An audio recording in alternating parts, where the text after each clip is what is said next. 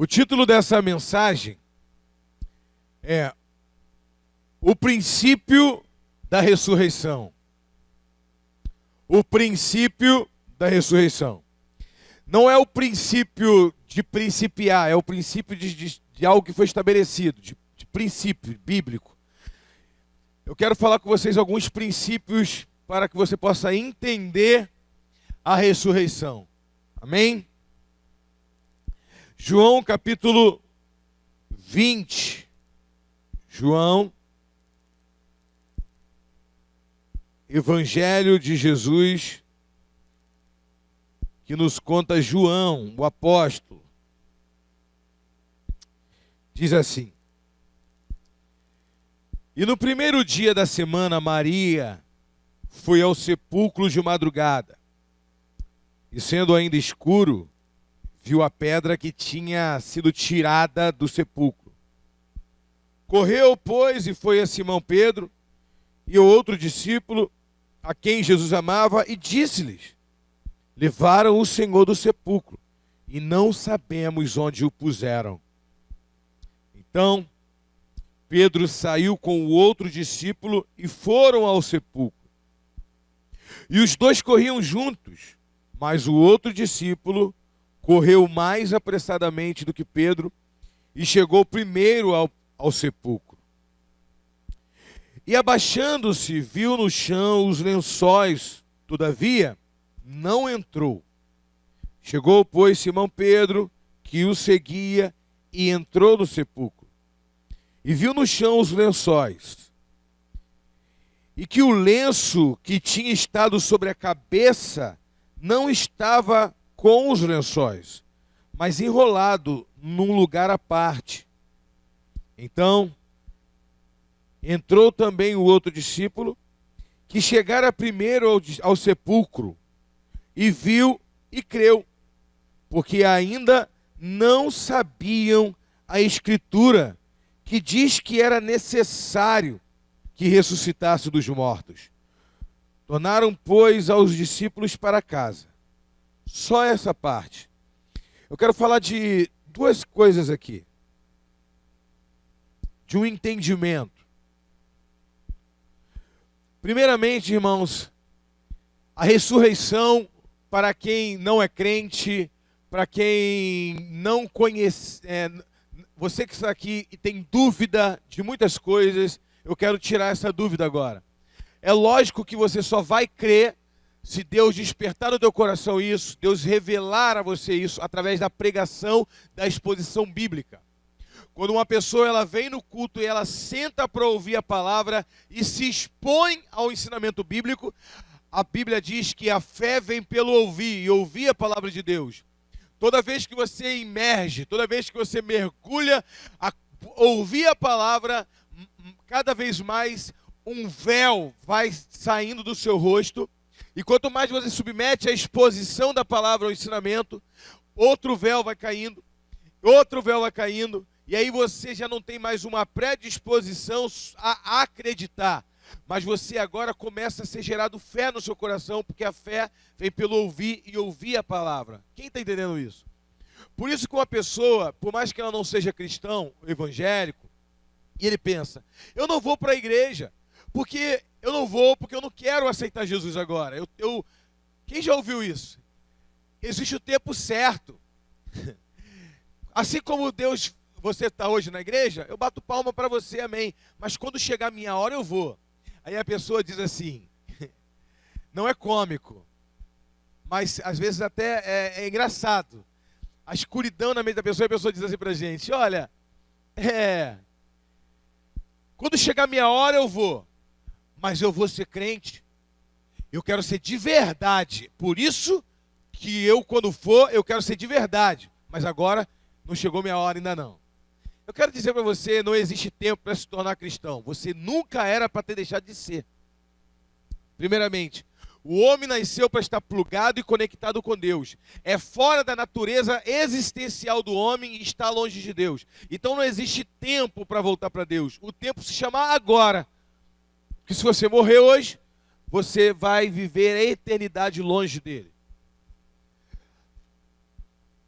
Mas falando historicamente, 500 pessoas, historicamente, com registro histórico, 500 pessoas viram Jesus ressuscitado subindo aos céus. Jesus, quando ressuscitou, ele apareceu para Maria, apareceu para os apóstolos, depois para outros discípulos. E no final, lá no Monte das Oliveiras, quando você chega no Monte das Oliveiras, quem vai comigo em Israel esse ano ainda, em nome de Jesus? Lá no Monte das Oliveiras tem um lugar chamado Monte da Ascensão. O lugar, porque o judeu ele tem o costume de guardar a tradição. E aí eles guardaram o lugar onde Jesus estava, um passando para pai e para filho, foi dessa pedra aqui que ele subiu, e ele se despediu, e ele subiu aos céus, diante dos olhares de 500 pessoas. E aí Lucas disse que ele vai atrás dessas pessoas, como historiador, 20 e poucos anos depois que Jesus subiu aos céus. Ele diz, e eu mesmo tive contato com algumas pessoas que ainda vivem, que são testemunhas oculares. E Lucas, como um bom médico, largou a profissão de médico e passou a ser historiador. Ele vai na Galileia, ele vai em Jerusalém, ele começa a procurar pessoas que tiveram contato com Jesus, entrevista essas pessoas e começa a catalogar. Júlio César, o imperador romano, ele só é dado como histórico, porque tem 3 fontes históricas que revelam os seus feitos. Como é que funciona a história? Para que você possa considerar algo como história com H, não com E, de história, uma história, um conto, mas que você possa considerar como algo real, algo que vale a pena ser estudado, essa história ela tem que ter uma fonte, 3 fontes diferentes, pessoas diferentes que contam essa história. Só existe 3 fontes históricas que falam a respeito de Júlio César, o imperador. Marco Aurélio, acho que 4 ou 5 fontes históricas. O restante, se tinha, foi queimado ou se perdeu com o tempo. Agora, a respeito da ressurreição de Jesus, tem mais de 50 fontes, cristãos e não cristãos, que relatam a ressurreição de Cristo. Pessoas que viram. Pessoas deram a vida pela ressurreição. Alguém, aí apóstolo Paulo diz, alguém poderia dar a vida pela uma verdade, mas pela uma mentira não. Se Pedro não tivesse visto Jesus ressuscitado, e ele tivesse ostentando uma mentira, por que que principalmente todos os apóstolos, quase todos os apóstolos foram mortos, foram martirizados? Para que a palavra se tornasse verdade na morte deles. Entenda? Porque uma pessoa, ela pode até sustentar uma mentira para poder angariar algum lucro, ou angariar alguma situação ou um prestígio. Mas ele não daria a vida por uma mentira. Quando alguém botar sua espada no pescoço dele, ele diria, para palhaçada, é tudo uma mentira, eu menti, não. Ou então ali no silêncio, alguém nega Jesus, senão tu vai morrer. Ele disse, negar não, vamos fazer o seguinte, esquece que eu sou cristão, tá só eu entre você aqui, ainda toma um dinheiro, faz quando tu nunca me viu. Porque tudo é forjado, é uma mentira, é uma farsa. Então ninguém daria vida. Ele fala, opa, menti, enganei, eu estou sustentando, mas agora com a morte não. O homem sempre vai ter medo da morte. Mas todos eles selaram aquilo que eles viram. E Pedro diz assim na sua carta, eu fui testemunha ocular. Primeiramente ele diz assim, não pregamos um evangelho, eu não falo de algo engenhosamente inventada. Não cremos em fábulas engenhosamente inventadas quando falamos acerca da morte e da ressurreição de Cristo Jesus. Eu fui testemunha ocular desse evento. Ele está dizendo, eu vi, ninguém me contou, eu vi ele ressuscitado. Estou disposto a morrer por isso. Quem está ligado? Então, a ressurreição, a veracidade da ressurreição. A igreja sofreu perseguições a vida toda por essa verdade. Morreram, foram jogados a leões por essa verdade. Segundo propósito, por que a vida eterna? Por que a mensagem da vida eterna era um atrativo? Por que a mensagem da vida eterna prendia a atenção das pessoas? Paulo um dia chega em Atenas, e quando ele chega na praça de Atenas, ele começa a pregar. E alguns filósofos estoicos, epicureus, homens da alta sociedade, os pensadores, eles tinham um lugar reservado no alto da montanha. Eu tive lá, eu e a apóstolo estivemos lá, na Grécia, lá no lugar onde os filósofos, onde Paulo pregou. É chamado Areópago. Nós estivemos lá, é só uma rocha hoje. A estrutura se perdeu. Paulo foi levado até eles queriam ouvir o que Paulo tinha para falar. E Paulo começa a descrever sobre a vida eterna. Ele diz: Jesus Cristo morreu, o Deus Criador dos céus e da terra, o Criador dos céus e da terra, ele veio como homem, viveu como homem, ele morreu e ele ressuscitou ao terceiro dia. A mensagem da vida eterna prendia a atenção até das massas, das cabeças pensantes. Todos queriam ouvir. Por quê? Porque o homem vivia pouco antigamente. Ele não vivia muito. Apóstolo, mas no tempo de Adão, o homem vivia 900 anos. Irmãos, ninguém sabe ao certo se o camarada viveu 900 anos. É o calendário daquela época. Há 1.500 anos atrás, os anos eram contados a cada mês. Cada mês. Um mês era contado como um ano. Agora tu multiplica 900 dividido por 12. 80 e poucos, 70 e poucos anos, o homem que mais viveu. Ou pode ser que ele viveu 900 e poucos anos mesmo, para que Deus cumprisse o propósito de propagar e de multiplicar o homem pela terra. Mas a verdade é que na época de Jesus, exclusivamente, o homem vivia pouco. Daí que veio a cultura do aniversário. Uma criança, ela morria muito cedo. Ela morria por falta de mamar. Ela não aceitava um leite, uma lactose. E aí não tinha outra coisa para dar à criança, não tinha um recurso, não tinha um NAN, não tinha um leite chamado de desidratado, alguma coisa que pudesse impedir a lactose. A criança não mama leite, morreu. Uma criança deu um catarrinho num lugar frio como aquele, deserto, à noite é muito frio, de dia calor intenso. À noite, 2, 4, 10 graus abaixo de zero. Uma criança dava uma pneumonia, o pulmão cheio de catarro, não tinha nada. Não tinha um antibiótico, morreu. Não tinha uma Bezentacil.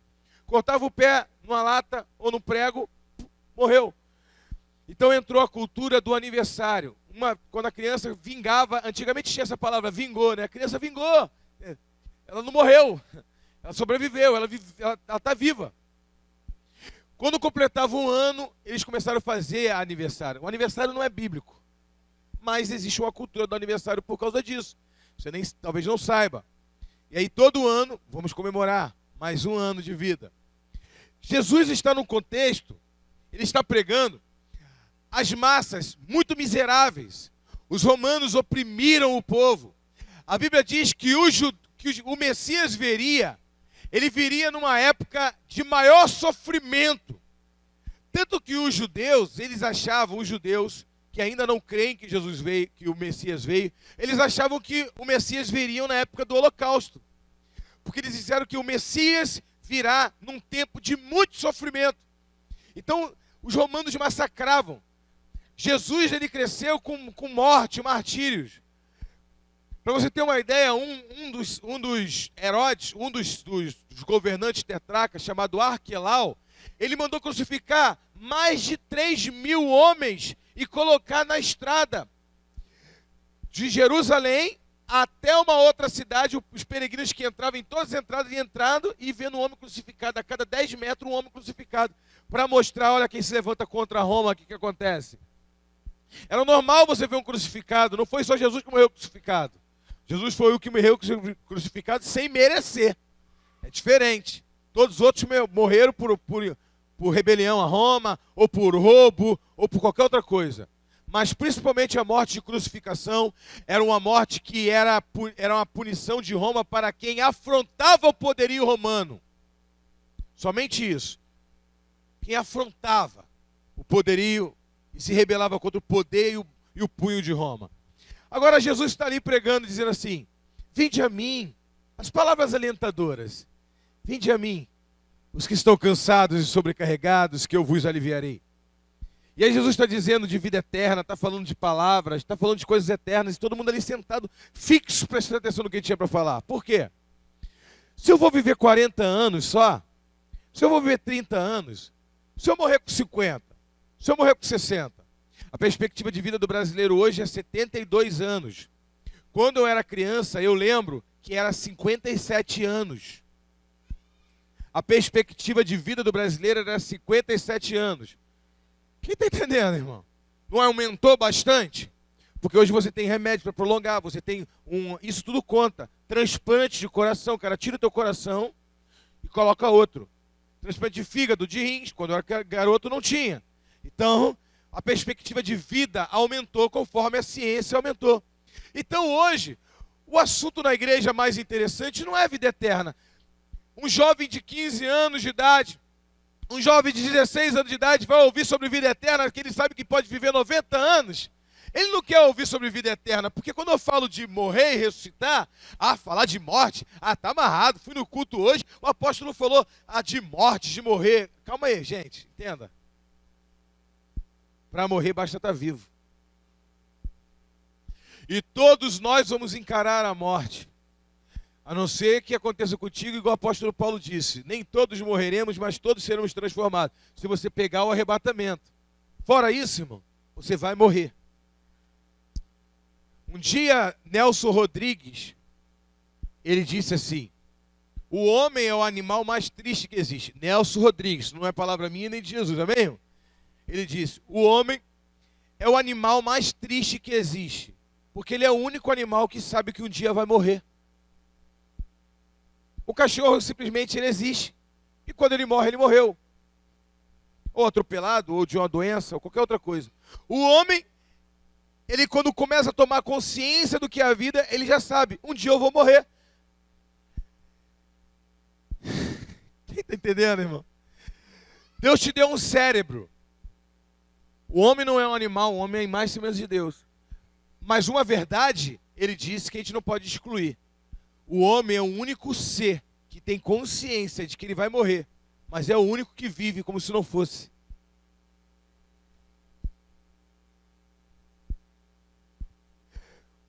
Quando Deus criou o homem, colocou Adão, ele disse para Adão, Adão, de toda árvore do jardim você pode comer, mas aquela ali, da ciência do bem e do mal, tu não toca nela. Porque certamente se você comer, certamente morrerá. Certamente o quê? Deus criou a morte. Deus criou todas as coisas. Que isso, apóstolo? A morte passou a existir. Não. Deus criou a morte. Eu vou repetir. Como que a morte existe antes do homem pecar? A morte entrou no mundo depois que o homem pecou? Não. A morte já existia antes do homem pecar. Onde está escrito isso, apóstolo? Quando Deus disse para Adão, se você comer, certamente você morrerá. E aí Adão poderia perguntar para Deus, o que é morrer, Senhor? Morrer é uma coisa que não existe, a morte não existe, mas vai existir se você... Não tem lógica. A morte existia, ela só não tinha poder sobre o homem. Porque o que empodera a morte é o pecado. Quem está entendendo? O salário do pecado é a morte. A morte existia, mas ela não tinha autoridade para tocar no homem, porque o homem não tinha pecado. Assim como o fruto da árvore do conhecimento do bem e do mal existia, e o homem não tinha autoridade, autonomia, autoridade, legalidade, ele não tinha direito de tocar. Então é como se Deus estivesse dizendo, a morte não toca nele, porque ele não tem pecado. Só merece morrer quem está em pecado. Não toca.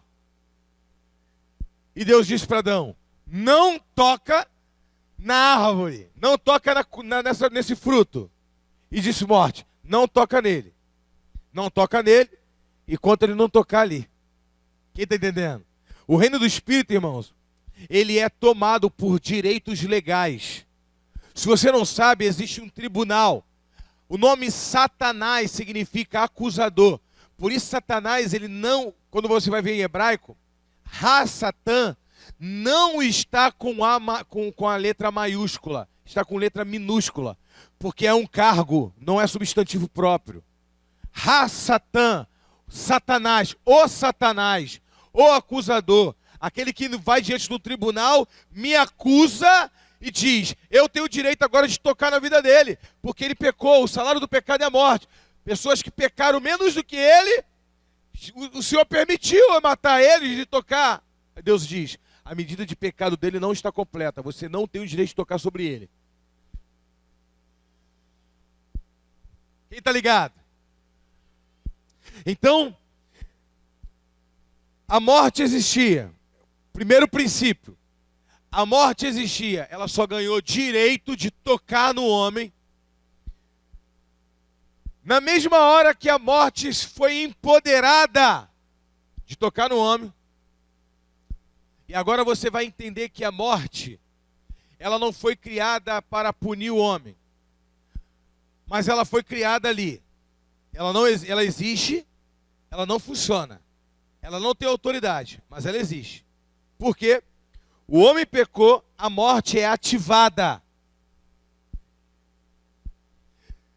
E aí você pode ver a morte como uma punição, mas eu vejo a morte como uma bênção. Porque ela existia e não tinha poder sobre mim. E agora que ela tem poder sobre mim, ela me livra de um sofrimento eterno. Imagina só. Você que vai estar assistindo essa pregação, lembra que eu falei de princípios? Você tem que prestar atenção em tudo que vai ser falado aqui. Você que vai assistir pela internet, assista tudo. Entenda. Deus expulsou o homem do território, do jardim do Éden. Deus não proibiu Adão de entrar no jardim do Éden ou não. Ele colocou para fora, é lógico. Ele colocou uma espada flamejante, guardando a passagem que dá acesso para a árvore da vida. Porque assim como o homem desobedeceu e comeu do fruto do conhecimento do bem e do mal, o homem também poderia desobedecer e comer da árvore da vida. E se o homem comesse da árvore da vida, ele ia viver eternamente. Seria uma bênção, sim ou não? Não, porque ele viveria eternamente, mas num corpo condenado. Então imagina que essa pessoa, você sofreu um acidente e perdeu um pé. Você viver eternamente sem um pé. E aí você perdeu outro pé. Perdeu a cintura, está se rastejando. E aí você não morrer. E aí o não morrer se tornaria uma condenação muito pior do que morrer. Quem está começando a entender? Existe um princípio ali. Então o que você vê como ruim, para Deus, Ele vê como uma bênção para você. A morte nesse caso ali, ela existia, mas não tinha autoridade para tocar. Agora que ela tem autoridade para tocar, ela vai cumprir algo melhor. Deus lhe dá uma palavra e diz... Vai vir um nascido de mulher que pisará a cabeça da serpente. Ele promete ali a vinda do Messias. Na hora ele diz, olha, você caiu, a humanidade está caída, vocês estão separados de mim, mas eu tenho um plano de redenção. E ali começa todos os processos de propiciação do pecado. Quem foi o primeiro a morrer depois do pecado do homem? Quem? Um animal, um cordeiro. Deus matou um cordeiro. Quem matou? Você entendeu que quando o Abel vai entregar uma oferta, ele não deu para Deus o que Deus tinha dado primeiro? Deus nunca vai permitir você dar para ele algo que ele não tenha te dado primeiro. O que eu li hoje de manhã, em Romanos capítulo 11, que diz, ó profundidade tanto do conhecimento como da sabedoria de Deus. Quem conheceu a mente de Deus? Quem foi seu conselheiro? Quem primeiro lhe deu algo para que depois ele lhe recompensasse? Porque dele, por ele, para ele são todas as coisas. Deus mata um cordeiro, um inocente que não tinha nada a ver com o pecado de Adão e Eva. Ele mata esse cordeiro e ele faz roupas de pele de cordeiro e veste Adão e veste Eva. Deus nos livra da vergonha. O pecado colocou Adão e Eva na condição de nudez. O nudez na Bíblia fala de vergonha. E eles, irmãos, eles se vestem de roupa, de folha, a sua parte íntima, de folha de uma planta horticária. Porque a folha da figueira, ela é horticária. Irmãos, imagina a primeira folha que ele pegou, ele colocou. Irmão, meu Deus. Vou falar nada não, meu Deus. Vou levar a pregação para o outro viés, não. Imagina tu cobrir tua coisa com uma folha horticária. E ele está lá atrás. Ai, meu Deus do céu. Aí Deus vai lá e faz. Adão, cadê você? Vem até mim. Aí Adão. Tu pecou. Eu tenho uma roupa para você. E veste ele com a roupa de carneiro. É como se ele estivesse dizendo assim: escuta, o teu pecado te colocou numa condição de vergonha, mas eu vou cobrir a tua vergonha. Chegará um dia em que eu enviarei o meu filho, o cordeiro que foi morto antes da criação do mundo, o cordeiro imolado antes da criação do mundo. Ele vai livrar você de toda vergonha.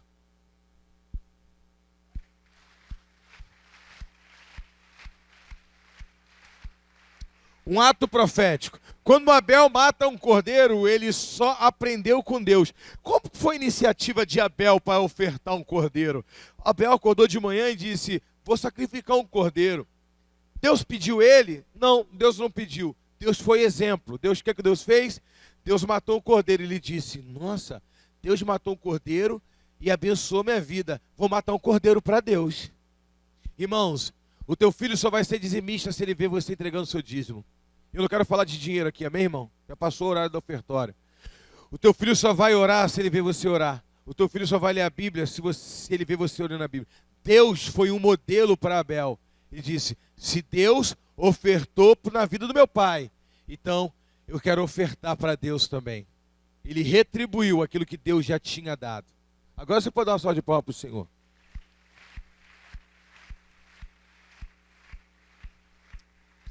Então, depois da morte, a morte se tornou um mistério, porque várias religiões querem compreender a vida e a morte e a pós-vida. Algumas religiões dizem que vão reencarnar de uma forma evoluída. Se você for um homem bom, você vai reencarnar de uma forma evoluída. Se você for um homem ruim, você vai reencarnar de uma forma pior, uma sombra daquilo que você foi na outra vida. Outros dizem que não tem ressurreição. Outros acreditam que a morte... Meu Deus. Então querem explicar. Só que só tem uma saída. A morte você só consegue entender a ressurreição se tiver uma escritura. E dentro de uma escritura, de uma religião escriturista antiga. E dentro dela, você vai conseguir ler teologicamente, como diz a lei da não contradição, que é chamada da lei do papaléguas. Como você puxa o tapete, lembra do coiote que ficava um tempo no céu assim? E antes de cair ele dava um tchauzinho e tudo? Você puxa o tapete, ele vai ficar até um tempo em pé, mas essa estrutura vai cair. Então, teologicamente, uma tese ou um ensinamento poderia derrubar um outro. A verdade, ela derruba a mentira. Então, pegaram o Alcorão, pegaram a Bíblia, pegaram os escritos hindus e todos os outros e começaram a ler falando sobre a ressurreição. E teses foram derrubadas. E a Bíblia é o único livro que ele não bate contradição. E todas as profecias da Bíblia, elas se cumpriram. E dão autoridade sobre a Bíblia, porque ninguém que foi controversado perde a autoridade. Um pai que diz para o filho, não fuma, mas ele mesmo fuma, ele não tem autoridade para falar para o filho não fumar. Ele pode exercer poder sobre o filho. Ele pode dizer, a casa é minha, eu fumo, mas você não fuma. Então o filho vai obedecer porque o pai tem poderes sobre ele. Mas o pai não tem autoridade para dizer para o filho não fumar. Um pai que diz, não trai a tua esposa, mas ele trai a esposa, ele tem poder, mas ele não tem autoridade, ele não é um modelo. Quem está entendendo? Jesus ressuscitou dos mortos. E ele tem autoridade para também nos ressuscitar.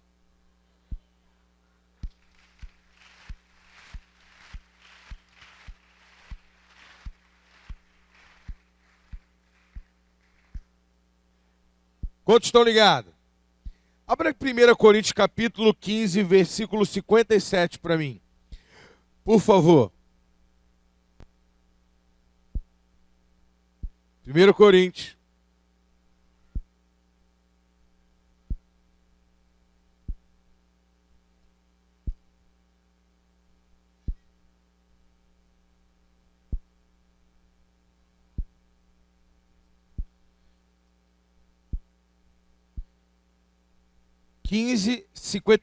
Perdão.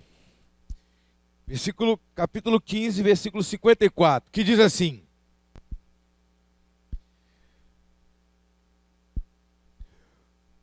e quando isto, que é corruptível, se revestir da incorruptibilidade, isto que é imortal, se revestir da imortalidade, então cumprir-se-á a palavra que está escrito: tragada foi a morte na vitória.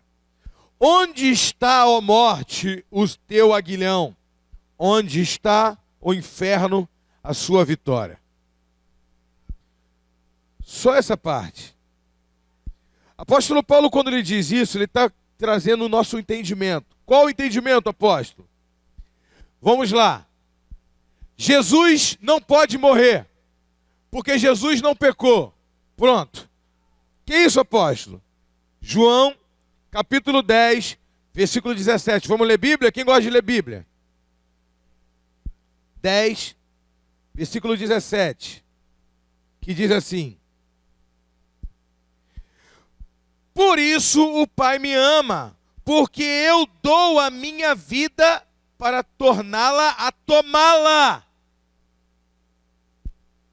Ninguém tira a minha vida, mas eu a mim mesmo a dou. Tenho poder para dar e poder para torná-la novamente. Esse mandamento recebi de meu Pai.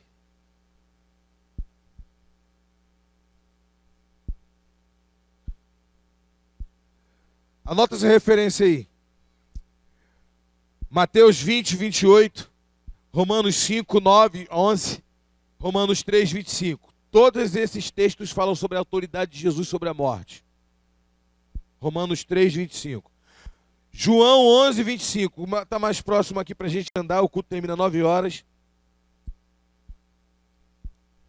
Disse-lhe Jesus: eu sou a ressurreição e a vida. Quem crê em mim, ainda que esteja morto, viverá. Talvez você diga assim: Jesus, por que o Senhor ressuscitou Lázaro? Ressuscitou a filha de Jairo? Ressuscitou o filho da viúva de Naim? Por que não ressuscitou o meu pai? Eu orei para ele ressuscitar. Irmão, Jesus não vai agir por laços emocionais, ele vai agir por propósito. Se Jesus tiver propósito daquela pessoa ressuscitar e viver, ainda tem propósito para ela na terra, você vai.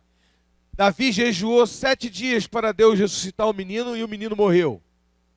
Deus tem propósito. Não é que ele não esteja ouvindo a sua oração, mas ele tem propósito. Quem está entendendo? É como se ele estivesse dizendo para você o seguinte: eu não sou ressuscitador de pessoas, eu sou a ressurreição. É muito diferente. Eu sou a ressurreição, eu não sou um ressuscitador. O meu propósito não é ressuscitar uma ou outra pessoa. A ressurreição habita em mim. e aqueles que habitam em mim ressuscitarão, não porque eu quero ressuscitar, mas a minha essência é trazer vida para aqueles que estão comigo. O propósito de Jesus nessa terra não é ressuscitar um ou outro. O propósito de Jesus era cumprir a vontade do Pai, daquele que enviou. E aí ele diz: ninguém tira a minha vida, eu entrego a minha vida.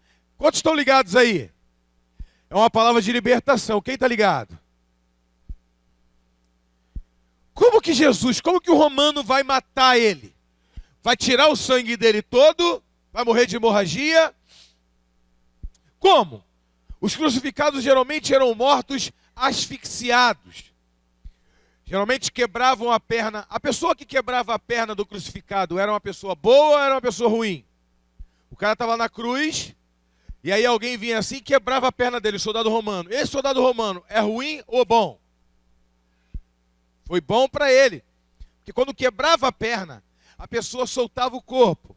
E o pulmão comprimia. E a pessoa morria mais rápido de asfixia. Porém, Jesus não poderia morrer de asfixia.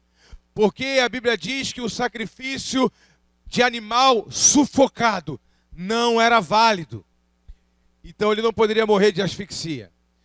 Então ele ficou em pé para não morrer de asfixia e com isso acelerou o processo da morte dele. Jesus morreu mais rápido que os outros. O sangue vazando todo. Quem está ligado aqui? Botaram fel na boca de Jesus. Tentaram colocar fel para ele. Ele disse: estou com sede e tal. E colocaram fel na boca de Jesus. A pessoa que colocou fel para Jesus tomar, fel, essa pessoa é boa ou ruim? É boa. Existia em Jerusalém, chamado de as mulheres piedosas de Jerusalém. Elas pegavam fel, que faz parte do interior, do intestino, né? Da galinha, do animal. Levavam fel para os prisioneiros, as pessoas estavam morrendo. Elas botavam fel na boca da pessoa, porque o fel, ele é alucinógeno. E a pessoa aliviava a dor, e a pessoa, ela anestesiava a dor. Mas Jesus não pôde comer o fel, porque nada, nenhuma intervenção humana poderia atrapalhar o processo vicário, o processo de expiação do pecado. Ele tinha que sofrer tudo que tinha que sofrer, e nada poderia burlar o processo de propiciação de pecado. Quem está ligado comigo? Diga amém. Ele passou por tudo. Mas aí que entra o mistério. Jesus não pode morrer, apóstolo. Ele não pode morrer. Por que ele não pode morrer, gente? Porque a morte não tinha autoridade para tocar sobre ele. Adão pecou, mas Jesus não pecou. E se Jesus não pecou, a morte não podia tocar nele. E agora, como é que faz para matar uma pessoa que a morte não pode tocar? A cruz foi um mistério, irmão. Naquele dia ali no Calvário, os espíritos estavam todos reunidos ali, olhando aquele espetáculo no reino do espírito, no reino físico, em ascensão. O espírito da confusão olhou para o espírito do medo e disse: o que está acontecendo? E o espírito do medo disse: eu não sei. O espírito da confusão disse: sei lá, eu estou confuso. O espírito do medo disse: eu estou com medo. Eu não sei o que vai acontecer. Uma confusão ali, um mistério. E o espírito da morte está pensando assim: como é que eu vou fazer para matar ele, que ele não tem pecado? Eu não posso tocar nele. Alguém pode desvendar esse mistério?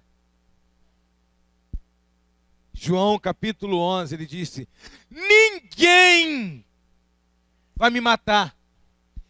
O Pai me deu autoridade para dar a vida e tomar a minha vida de volta. Então Jesus agora está na cruz do Calvário. A morte está ali. Rapaz, eu estou aqui, eu estou igual o setor público. Eu estou igual órgão público. Eu estou aqui, mas não sirvo para nada. Estou aqui. Não vou poder matar ele porque ele é santo. Ele nunca pecou. eu não tenho o direito de tocar nele. Por que eu fui convocado para estar aqui? O que eu estou fazendo aqui? E aí, de repente, a propiciação. O que é propiciação? A expiação. O sacerdote colocava a mão no Antigo Testamento. Ele pegava um bode, daí que veio a palavra bode expiatório. Ele pegava um bode, ele colocava a mão na cabeça do bode e dizia: eu transfiro o pecado do povo para esse bode. E esse bode agora ele carregava o pecado de alguém. A palavra bode expiatório, quando você vê em filmes assim, é mais ou menos assim. Uma pessoa roubou, e ela vai lá e dá um dinheiro para o outro e diz: carrega a minha culpa, que depois eu arrumo um jeito de te tirar da prisão. Você vai ficar uns 2 anos lá no máximo, vou arrumar alguém quente para te tirar de lá. Exemplo. Então o cara foi lá e matou, roubou, fez um monte de coisa, roubou o país. Por exemplo, a Dilma é um bode expiatório. Alguém roubou e botaram ela como bode expiatório. Pô, vamos sacrificar esse bodão. Impeachment, vamos impeachment ela. Ela roubou, ela nem sabe o que aconteceu, ela nem sabe o que foi parar ali, ela estava estocando vento. Alguém grandão, alguém muito grandão, grandão, roubou e botou lá o pecado nela. Sabe como é que é? A culpa. É só um exemplo, também. Não sou contra PT, não sou a favor de Bolsonaro, não sou a favor nem de direita nem de esquerda, eu sou do alto, amém, irmão? Mas é só um exemplo. O culpado. Só que Jesus foi assim. A humanidade pecou. Todos pecaram e destituídos estão da glória de Deus. O homem está afastado de Deus, está em condenação. Porque Deus amou o mundo de tal maneira, esse o versículo? Tem gente que acha que o versículo é assim. Porque Deus amou a igreja de tal maneira que Deus amou o mundo de tal maneira. Todas as pessoas. Jesus morreu e deixou o sangue dele disposto a salvar a todos que se arrependerem e reconhecerem como Salvador. Agora a morte pode tocar nele, sim ou não? Porque agora ele recebeu o pecado de toda a humanidade nele. Agora a morte conseguiu um direito, o direito de tocar ele. Mas a morte não teve direito de governar ele e ter domínio sobre ele. Mas a morte agora poderia tocar nele, mas não governar. Por quê? Porque ele se fez pecado por nós, não pecador. Apóstolo Paulo diz que ele, sendo santo, se fez pecado por nós. Mas ele não se fez pecador. Ele não pecou. Ele absorveu o nosso pecado, se colocou na condição de pecado, porém, de maldito, como diz em Deuteronômio, maldito todo aquele que for pendurado no madeiro. O Deus bendito, que se fez carne e habitou entre nós, nunca pecou, se fez maldito por mim e por você. E ele recebe todo o pecado. E a carga de pecado minha, tua, que ainda iria nascer, de toda a humanidade, do povo que existia, agora cai nele. Todo pecado, propiciação no seu corpo. Quem está aí comigo aí? O pecado todo. E aí ele... Deus meu, por que me abandonaste? O pecado faz separação entre Deus e o homem. Isaías 49 diz assim, 59. Acaso Deus está com as mãos encolhidas para que não possa abençoar? E os seus ouvidos estão tampados para que não possam te ouvir? Mas os vossos pecados fazem separação entre você e o vosso Deus, de maneira que até as suas orações Deus é impedido de ouvir. Isso é forte. Deus não ouve pecador. Que isso, apóstolo? Não ouve pecador. Que isso? Deus veio pelo pecador? Jesus veio pelo pecador, morreu pelo pecador, mas ele não se relaciona com o pecador.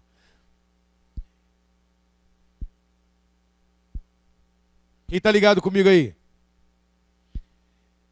ele se relaciona com aquele que abandonou o pecado. Diziam que ele andava com prostituta. Ele nunca andou com prostituta. Ele andou com uma mulher que ele era prostituta e ele transformou a vida dela, ela passou a andar com ele. Jesus não andava com pessoas de pecado, ele transformava o pecador em santo para se relacionar com ele. Jesus não desmerecia ninguém. Eu já vi pessoas dizerem assim: eu vou na festa, eu vou no pagode. Jesus andava com pecador, eu posso ir lá no baile funk. Me diz uma passagem bíblica que Jesus andava com pecador. Ele não. Os fariseus diziam que ele andava com pecador porque os fariseus rotulavam a pessoa. A pessoa era prostituta e ela era liberta da prostituição. Na mente deles, aquela mulher ainda era prostituta. Está andando com a prostituta. Jesus disse: eu não estou andando com a prostituta. Tá sim. Não, ela era. A partir do momento que ela começou a andar comigo, ela deixou de ser. Naquela igreja lá só tem gente bêbada e drogado. Não. Naquela igreja lá, não.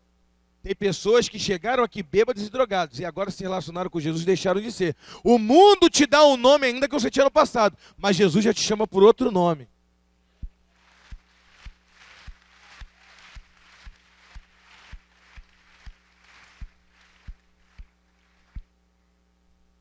Todo mundo ligado?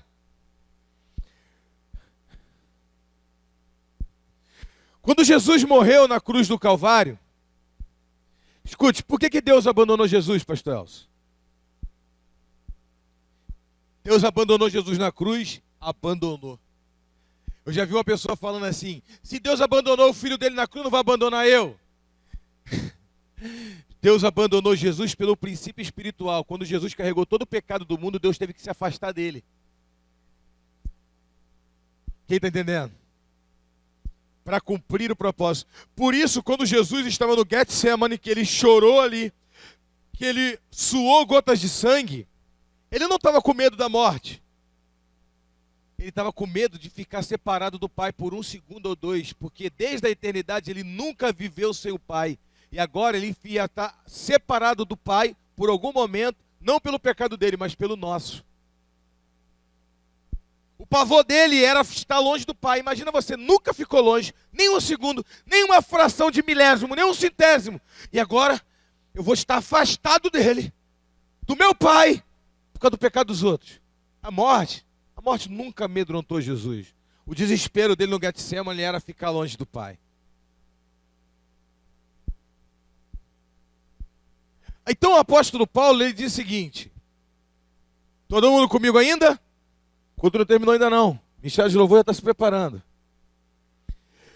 Eu não posso tocar nele, mas agora que o pecado da humanidade toda entrou nele, agora eu posso tocar. E aí então Jesus tem uma notícia para a morte: você não poderia tocar em mim, porque eu sou santo, eu nunca pequei, então eu não posso morrer. Agora eu estou com o pecado da humanidade em mim, agora eu posso morrer, mas também você não pode matar mais eles.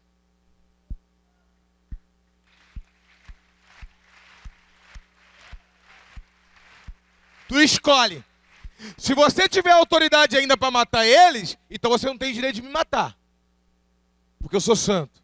Mas se eu estou carregando o pecado deles, então agora vocês também não têm direito de tocar nele.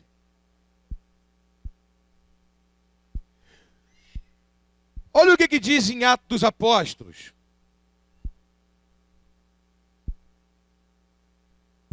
Atos dos Apóstolos, capítulo 13. Quem gosta de Bíblia, gente?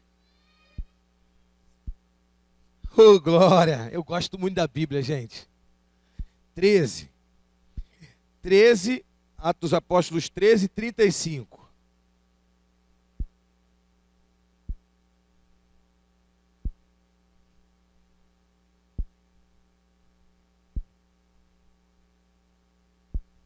Eu gosto tanto de Romanos que eu estou em Romanos, irmão. 13, 35. Que diz assim: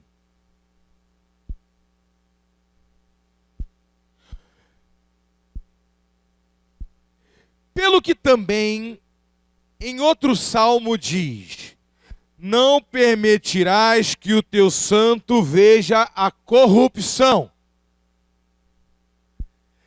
Não permitirás que o teu santo veja a corrupção. Davi disse que o corpo dele não seria deteriorado,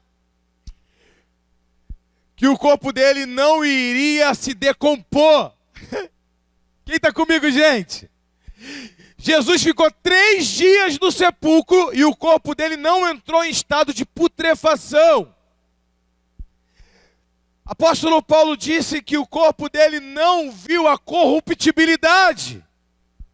Ele morreu, a morte teve direito de tocar nele, mas a morte não teve direito de governar ele, porque ele morreu pelo nosso pecado, não pelo pecado dele. Então a morte teve direito de tocar, mas não de governar.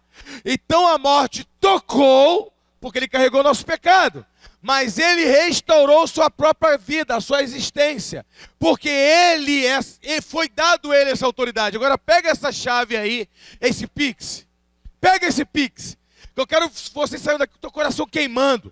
Quando o pastor Tiago e a galera for cantar aqui, eu quero que Deus abra teus olhos espirituais, os seus ouvidos espirituais, você possa compreender isso. O corpo do seu santo, está falando de quem o Salmo? Jesus. Não sofrerá na tumba corrupção. Ele não inchou. O corpo não ficou com cheiro ruim. Por quê, apóstolo? Me pergunta aí, por quê, pô? Não me perguntou, teve gente que não perguntou por quê. Porque no princípio era o Verbo. E o Verbo estava com Deus. E o Verbo era Deus. E o Verbo se fez carne e habitou entre nós. O corpo dele não apodreceu, porque o corpo dele é a palavra que é incorruptível. Porque todas as coisas passarão, mas a minha palavra jamais passará. O homem que carrega a minha mensagem pode se corromper, mas a mensagem é incorruptível, porque a mensagem é a palavra de Deus. Por isso o mensageiro é menor do que a mensagem que ele carrega. Porque o mensageiro passará, mas a mensagem dele reverberará pela eternidade.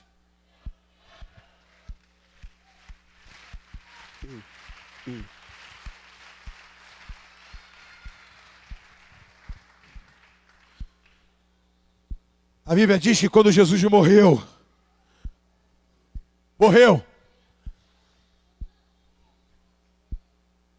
tumbas se abriram. A Bíblia diz que tumbas se abriram, sepulcros se abriram. No dia da morte de Jesus, muitos sepulcros se abriram. Sepulcros de santos. Quem? Santos. Homens que aguardavam a vinda do Messias. Homens que esperavam pela vida do Messias. Homens que eram zelosos, marido de uma só esposa. Homens fiéis a Deus, que aguardaram a vida, que oraram pela vida do Messias, mas o Messias não veio no tempo deles. E a Bíblia diz que esses homens, pessoas que morreram há 1 ano, 40 anos, 60 anos, 200 anos, 300, a Bíblia não diz. Diz que alguns foram reconhecidos pelos parentes dele. E entraram na cidade. Uau. Só que quando eu li esse texto, várias vezes, eu até preguei sobre isso. Quando Jesus morreu, os sepulcros se abriram e alguns dos santos que aguardavam a vinda do Senhor e a justiça do Senhor ressuscitaram e entraram na cidade. Só que lendo o texto mais cuidadosamente, eu vi que não foi assim. Quando Jesus morreu, leia o texto de João, de Mateus. Mateus é o único que relata isso. Quando Jesus morreu, os sepulcros se abriram. E aí o texto continua dizendo: logo após a ressurreição de Cristo, eles também ressuscitaram e entraram na cidade e foram recebidos por pessoas que lhe reconheceram, pelos seus parentes e entes queridos. Imagina um avô que disse para o seu neto quando tinha 7 anos de idade: Deus disse para mim, numa das minhas devocionais matinais ou noturnas, Deus disse para mim que eu viria o Messias. E o neto agarrou aquilo na mente e disse: nossa, avô, ele me prometeu, eu tive um sonho, eu tive uma visão, ele falou audivelmente comigo. E agora o avô morreu, ou o pai morreu. Meu pai disse que iria ver o Messias. Meu pai morreu, eu tinha 25 anos de idade. Meu pai tinha 60 anos, 50 anos, meu pai morreu e não viu o Messias. Mas ele disse que, pra gente, eu cresci na mesa. Eu cresci ali com ele dizendo que Deus falou com ele. Eu segui um Deus que não promete, promete e não cumpre? Ou tem um problema, Deus promete e não cumpre, ou meu pai me ensinou tudo errado, meu pai mentiu. E aí de repente, quantos anos ele tinha? 8, 10 anos? Tem 70 anos que o avô dele morreu. E ele agora está com 78 anos de idade, sentado em Jerusalém. Jesus morre na cruz, ressuscita ao terceiro dia. E de repente ele vê o vovô dele levantando, indo em casa dizendo: graça e paz. Ei, tem comida aí? Estou 70 anos, estou numa fome que só. Que eu não como nada. Vô? Vô?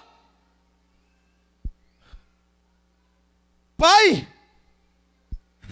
Eu falei de manhã aqui. As pessoas que o marido morre, no outro dia ele casa de novo. Imagina? O cara chega e fala assim: vou tomar um café com a minha mulher. Quando chega lá tem um samango lá sentadinho. Tomando café. Quem é você? Tu é convidado? Não sou marido dela, o marido dela sou eu. Não, mas quem mandou tu ressuscitar? Olha que confusão. Mas aconteceu isso. Não isso. Só conjectura. Deus não é Deus de confusão. Mas imagina a promessa. Deus cumpriu. E ele viu a essência. Que isso, apóstolo? Ele não viu, Jesus já tinha morrido. Ele ressuscitou, gente. E ele andou 40 dias no meio do povo comendo e bebendo. E andando no meio do povo. Tem gente que acha que Jesus ressuscitou, pastorando, e no outro dia. Aí tu imagina, estão os 12 apóstolos lá, os 11, Judas já tinha morrido. E estava lá, no cenáculo, sentado, reunido, falando assim: gente, e agora? O que a gente faz? Ele morreu e agora foi a esperança embora. A gente achava que ele era seu Messias, que ele ia resolver a parada toda, que a gente ia reinar com ele. E agora ele morreu. E os milagres? Para que serviu aquele milagre? Para que serviu isso? Para que serviu aquilo? Para quê? E aí de repente Jesus passa entrando por dentro da parede. Puf, a paz seja com vocês. E Pedro fica apavorado. Jesus diz: está com medo de quê? Não, por nada, eu estou acostumado todo dia alguém atravessar a parede assim, é normal para mim. Claro que não. Jesus olha e diz: a paz seja com vocês. E Jesus sopra. A Bíblia diz que Jesus sopra o Espírito. Escute. Quem está aí atrás está ligado comigo? Ato dos Apóstolos nunca foi o Espírito Santo vindo para mim e para você. Quando você tem a revelação da ressurreição de Cristo, Deus sopra para você, sobre você, o Espírito Santo. Eles estavam na sala antes de Atos 2, Atos Apóstolos capítulo 1, Jesus entra na sala e diz: a paz seja sobre vocês, e sopra sobre eles. A Bíblia diz que Jesus faz isso, ó. Eles tiveram a revelação do Espírito da ressurreição, o Espírito Santo passou a habitar dentro deles. Em Atos 2, eles receberam poder para pregar a palavra, não confunda. Recebereis poder para ser minha testemunha. Mas ser cheio do Espírito Santo você é desde o momento que lhe é revelado que Jesus Cristo é Senhor e vive pelo século dos séculos. Quando você vem aqui na frente e fala: eu reconheço que o Senhor é real, que o Senhor morreu e ressuscitou, e está aqui, que o Senhor não é um personagem histórico. Buda é um personagem histórico, Mahatma Gandhi também, Mohammed também, Maomé também. Mas Jesus não. Jesus não está na tumba, ele morreu, mas ele ressuscitou. E ele está aqui agora na igreja, está aqui.